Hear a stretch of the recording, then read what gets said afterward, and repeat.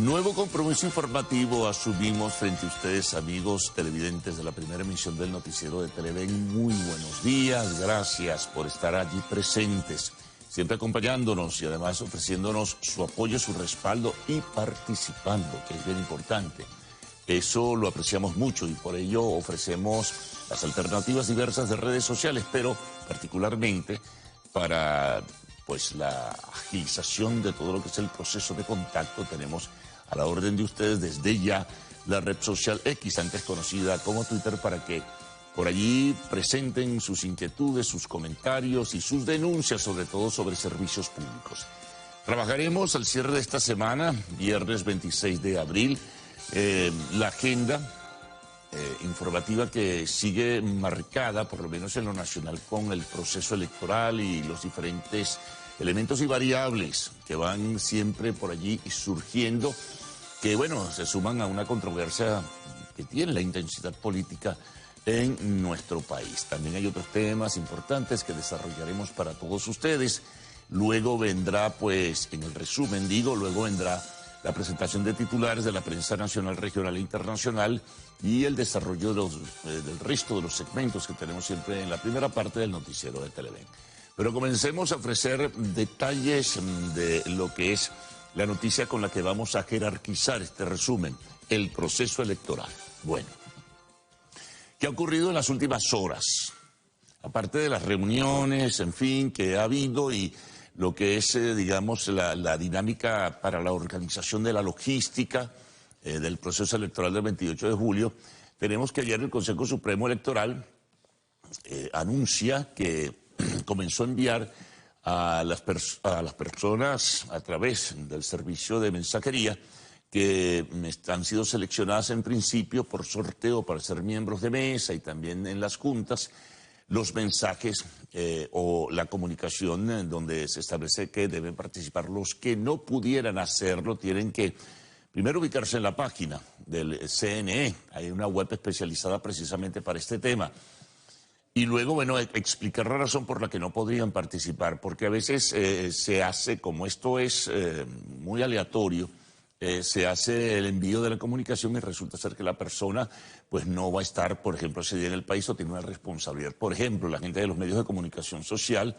tiene una responsabilidad desde la madrugada misma hasta el cierre de todo el proceso y no puede estar presente si es escogido como un miembro de mesa. Lo pongo como una referencia nada más.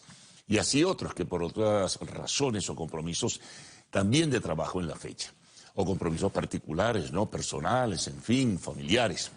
Lo cierto es que, eso comenzó a conocerse y es importante en cuanto a la organización como tal tenerlo pendiente y siempre muy al tanto, ¿no? Así que si les llega un mensaje, ya saben, porque si aceptan tienen que, como tal, es casi que a veces una obligación, presentarse para todo el proceso, de inducción y de preparación para participar como miembro de mesa o presidente de una junta, en fin.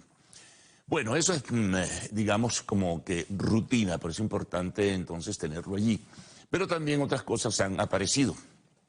Por ejemplo, ayer el candidato Enrique Márquez, que fue postulado por el Partido Centrado y admitido por el CNE, dijo que iba a seguir, sin descartar que más adelante, antes del 18 de julio, pudiera darle el apoyo a otra candidatura presidencial.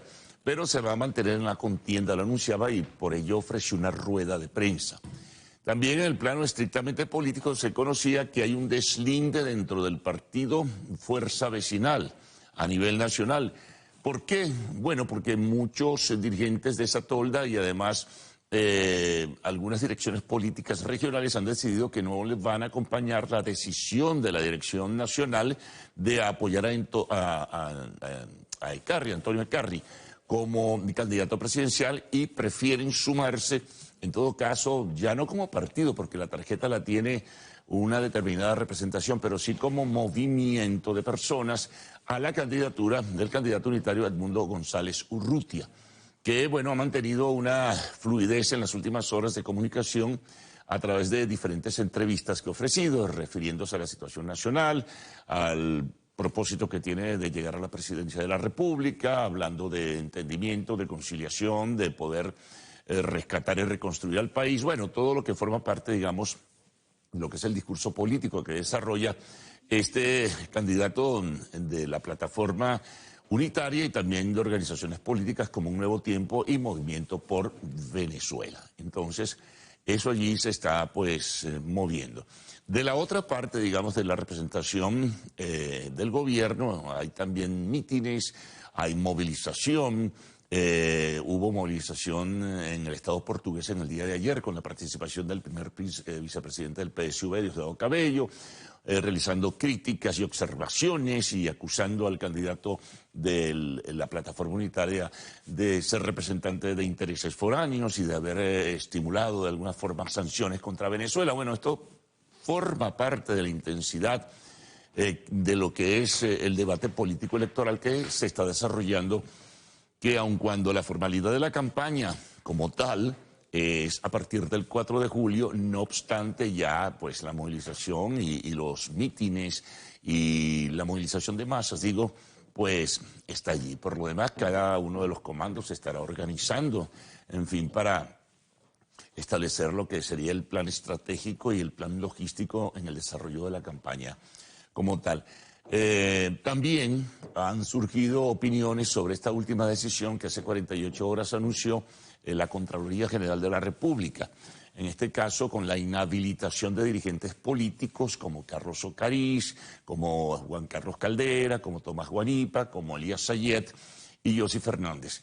Bueno, se aclara lo siguiente.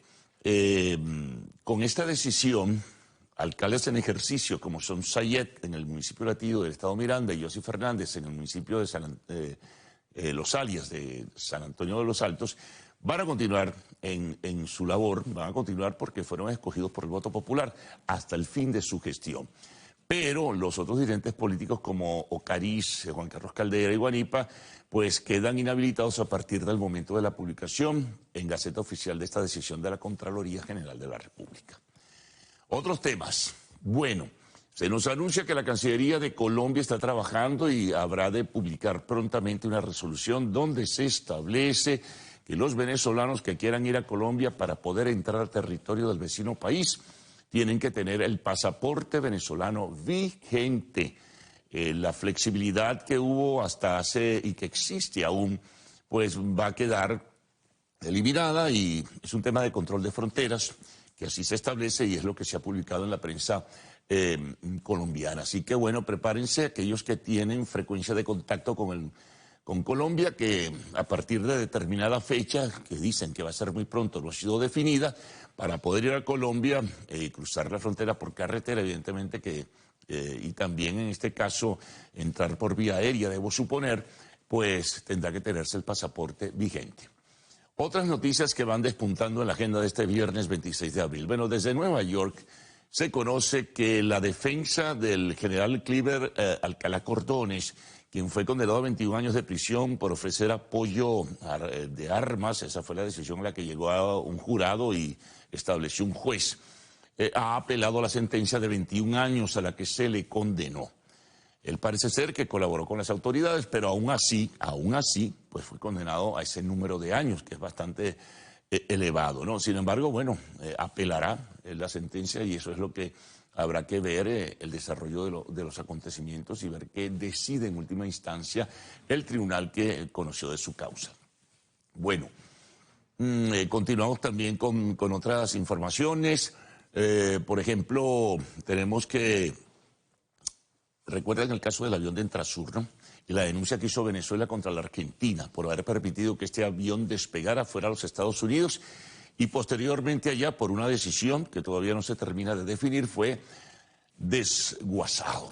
Ese término es muy fuerte, ¿verdad? Esa palabra, pero así se le denomina el desguace, la destrucción del avión como tal, ¿no? Entonces, bueno, esto lo demandó ante la Organización de Aviación Civil Internacional Venezuela y ayer se conoció que fue admitida y aceptada esa demanda contra la Argentina por haber permitido esa presunta irregularidad y haber hecho, bueno, posible que este avión en situación extraña, según se denuncia, volara hacia los Estados Unidos o se le permitiera volar hacia los Estados Unidos para tener como corolario lo que ya... explicábamos, ¿no? Así que bueno, pendientes entonces, comienza este proceso contra la Argentina de parte de Venezuela.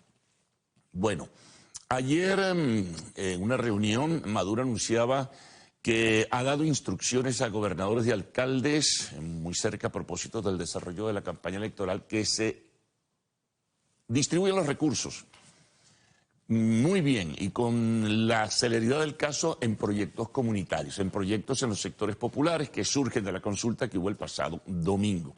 Entonces, son 4.500 proyectos comunitarios que se habrían aprobado luego de esa consulta en diferentes sectores y regiones del país, y entonces, bueno, parece ser que están los recursos y ordenó la distribución muy rápida de ellos en este caso. Por lo demás, también se hicieron otros anuncios sobre personas que asumen responsabilidades, eso que han denominado los padrinos. Entonces, bueno, el nuevo ministro de Energía Eléctrica, Jorge Márquez, será el padrino de Caracas, como así hay otros que serán padrinos en diferentes partes del país. Bueno, y otra información importante que también surge, que tiene que ver con el tema de la migración venezolana y lo que denominamos la diáspora, es que se conoció un informe de la Organización Internacional de Migraciones, donde se indica y se registra el aporte porcentual en la actividad económica que realizan los venezolanos que se han ido de acá del país. Es decir, ha sido una presencia migratoria positiva y que ha dado un aliento significativo con inversiones y con trabajo a estos países, fundamentalmente de América, donde se refugia el grueso de 7.7 millones de venezolanos, según cifras de Naciones Unidas, que se han marchado de acá. Entonces, 6.6 aproximadamente se distribuyen por diferentes países de América y han ofrecido ese aporte que se reconoce y se pondera de parte de una organización tan importante que está adscrita a Naciones Unidas. Temas internacionales, sigue el revuelo en España con el anuncio de Pedro Sánchez que reflexionará y que el lunes decidirá si se queda o no se queda al frente del gobierno. Muchos lo han calificado de show, de generar angustia, de preocupación. El gobierno por unos días está como que flotando en el aire. Otros dicen que forma parte de una estrategia y que el lunes dirá que no, yo me voy a quedar. Bueno, es un tema muy interno, pero muy intenso que se discute, de la política española que se discute, pues, en ese país. Otra información también importante, atención con esto, advertencia de Rusia a Polonia, se acepta que se instalen bases nucleares en su territorio, dicen que sería entonces, o se convertiría a Polonia en un objetivo prioritario militar. Imagínense la gravedad de esta declaración de Rusia, porque el día lunes de esta semana el primer ministro de Polonia dijo que está en disposición de que su país se convierta, o el territorio de Polonia, para que se convierta en un país que reciba bases nucleares de la OTAN. Atención con esto. Bueno, seguimos, nos vamos a Estados Unidos. Bueno, Trump definitivamente le rechazan un recurso, es uno de los tantos juicios que tiene abiertos. En este caso, difamación contra Jean Carroll, una escritora, de la que al parecer también se le acusó en su momento sobre los años 90 de haber sido abusada por el mismo Trump. El primer juicio lo perdió, tuvo que cancelar $5 millones, pero ahora el juez ha rechazado la apelación de Trump y tendrá que pagarle a la escritora $83 millones, el señor Donald Trump. Así que bueno, pesado, ¿no? Muy pesado en ese sentido, esa indemnización que tendrá que realizar. Nos vamos a Colombia, anuncia el gobierno que, decía el presidente Petro, guerra es guerra. 15 muertos en una confrontación armada en el Cauca entre las disidencias de las FARC y el ejército de Colombia, hay alrededor de 16 heridos. Y desde Colombia también se conoce que Deyonis Junior Orozco, el venezolano que fue detenido en Popayán, en Colombia, acusado de ser el presunto asesino del mayor Emanuel Sánchez en Chile, donde están detenidos otros 3 venezolanos que formarían parte de la banda criminal o de un brazo de la banda criminal Tren de Aragua. Pues anunció el propio presidente Petro que este señor será deportado, ¿no? Será extraditado a Chile para que se le siga juicio por la acusación por ser el presunto asesino de este integrante del Cuerpo de Carabineros. Y en deportes, bueno, hay muchas cosas que relatar, ¿no? Pero en el béisbol nos detenemos porque el comportamiento y la actuación de los venezolanos en las grandes ligas en esta temporada sigue siendo espectacular. Ranger Suárez con los Phillies de Filadelfia, Salvador Pérez con los Reales de Kansas City y también pues otros venezolanos que destacan y despuntan como Altuve, Ronald Acuña Jr., etc. Bueno, habrá reseñas seguramente en el segmento deportivo de la primera emisión de Noticiero de Televen.